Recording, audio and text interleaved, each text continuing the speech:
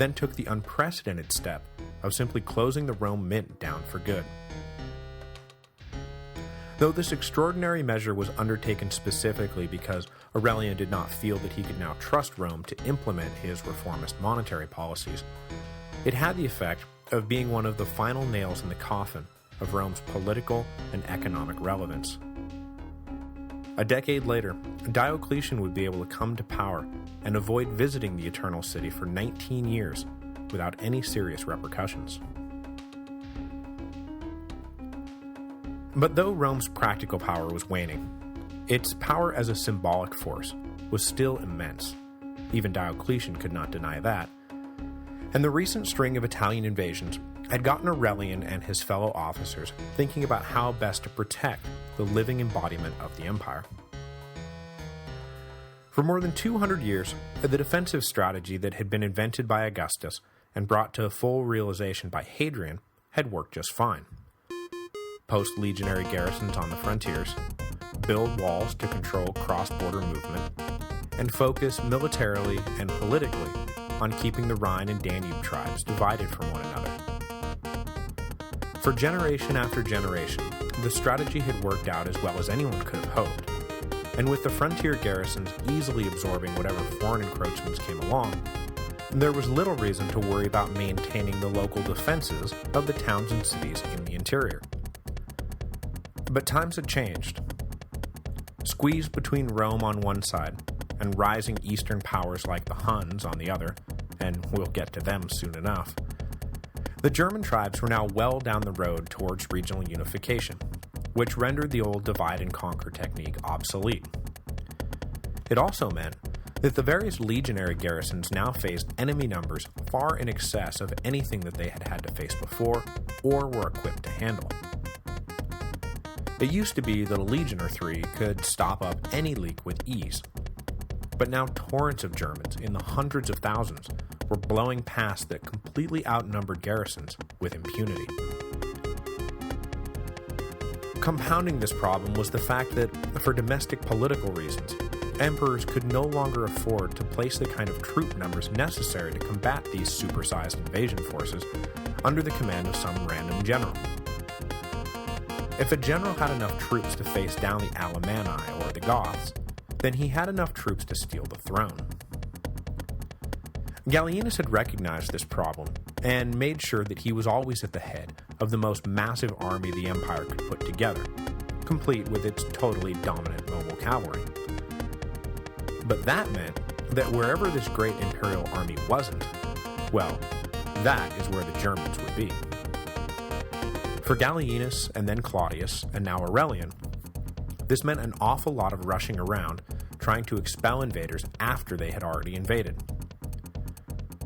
In terms of grand strategy, it meant that the Romans had completely lost the initiative, which, yeah, was bad, but on a purely practical level, it really meant that the great cities of the empire, including Rome, were now completely vulnerable to attack.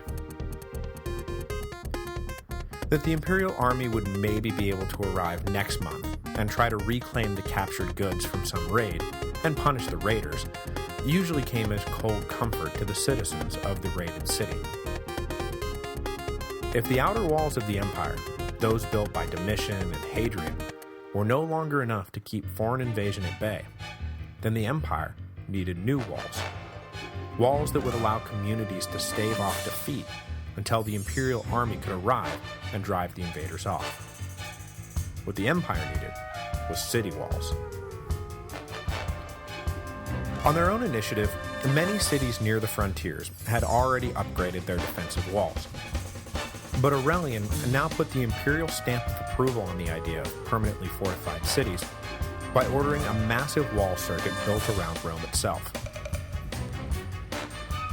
As Rome's power had grown, so too had the city grown, and the old Servian walls, built in the aftermath of the Gallic sack way back in the 4th century BC, had ceased to function as any sort of real defensive barrier.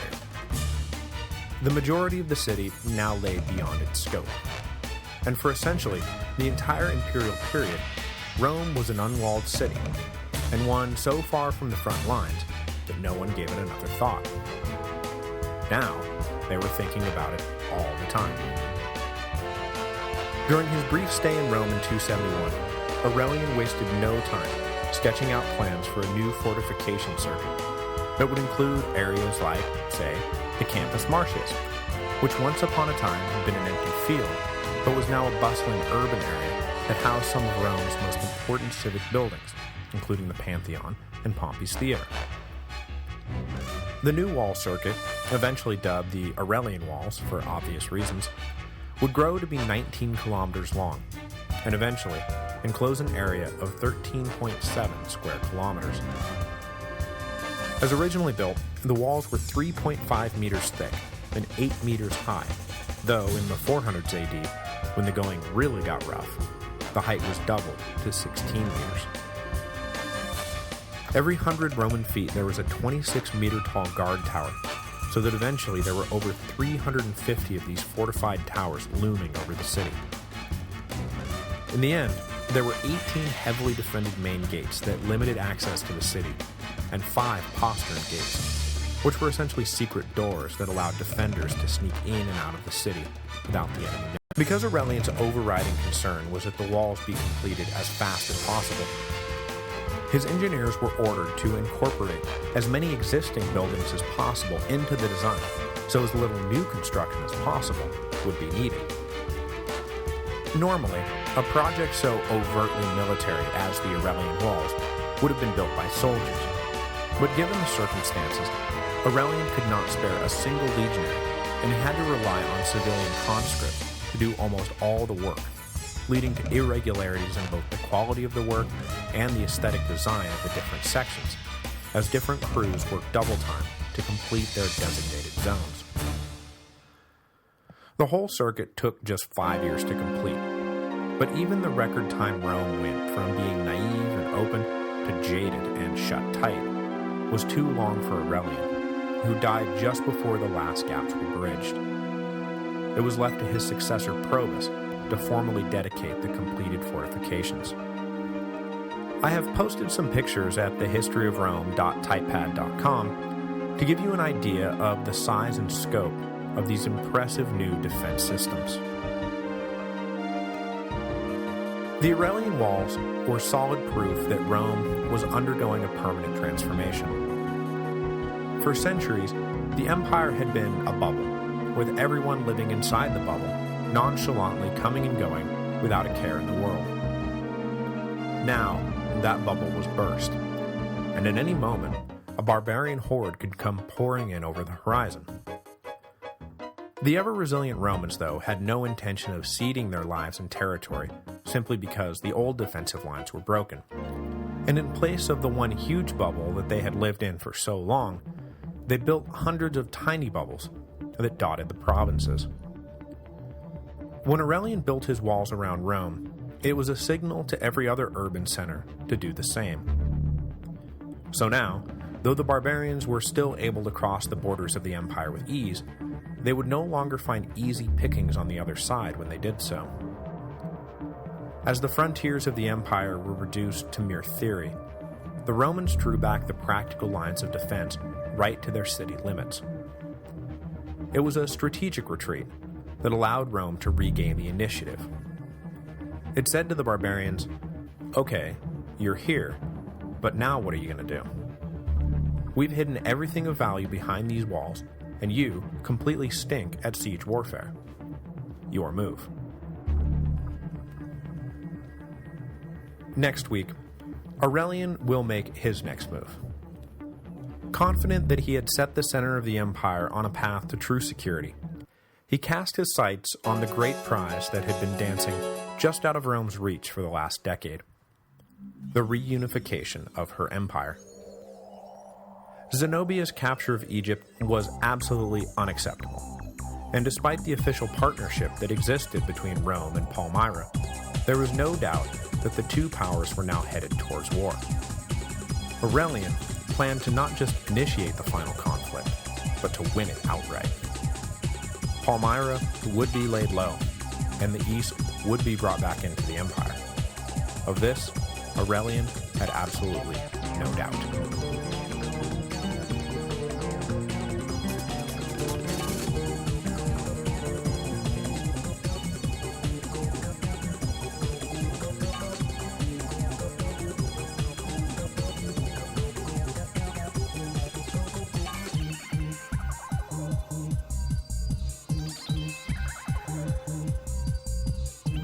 This week's episode is brought to you by Audible.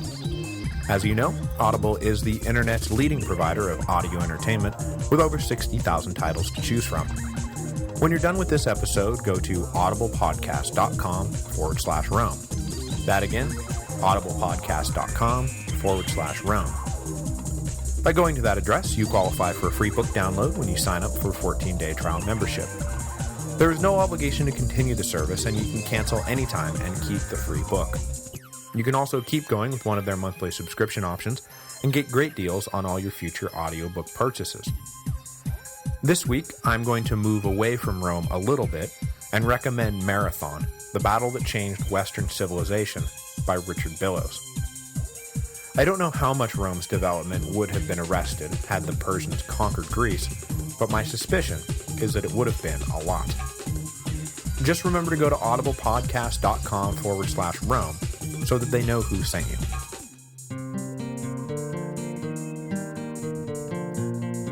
Hello, and welcome to the History of Rome. Episode 118, The Palmyrene Wars. Ever since the death of her husband in 267, the Palmyrene Queen Zenobia had shown herself to be a formidable new player in the great game of power politics. In an age where every soldier was a potential emperor and every territory a potential new kingdom, Zenobia had not only held on to the power and land she had inherited from Odenathus, but little by little, she managed to expand upon it. The power and prestige of Rome was at an all-time low, and Zenobia was taking full advantage of the Eternal City's eclipse. She was shrewd and ambitious and capable, and had the ball of fate bounced this way instead of that, she might just have permanently severed Rome's claim to the east. Empires evolved and devolved all the time, and by Zenobia's estimation, the sun was setting on Rome's almost 350 years of dominance over the eastern Mediterranean.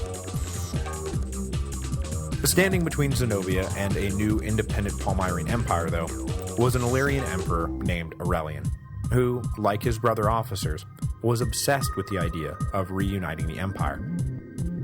It had become their almost religious mission in life, and nothing was going to stop them. Certainly not some Oriental queen. Consumed as he was with Germanic invasions and riots in Rome, though, Aurelian was at first unable to deal with said Oriental queen, even as she thumbed her nose at Roman. Probably upon receiving the news that Claudius was dead, Zenobia and her top general Zaptus had taken the opportunity to lead the Palmyrene army into Egypt, expel the Roman garrison, and occupy Alexandria. Whatever official or unofficial understanding existed between Rome and Palmyra, the status of Egypt was never in play. It was a Roman province to be held by a Roman prefect, duly appointed by a Roman emperor, just as it had been since the days of Augustus. In other words, her invasion of Egypt was way, way out of bounds. But, matching her own audacity in seizing Alexandria, Zenobia then pretended like nothing at all was amiss. After the brief power struggle following Claudius's death confirmed Aurelian was the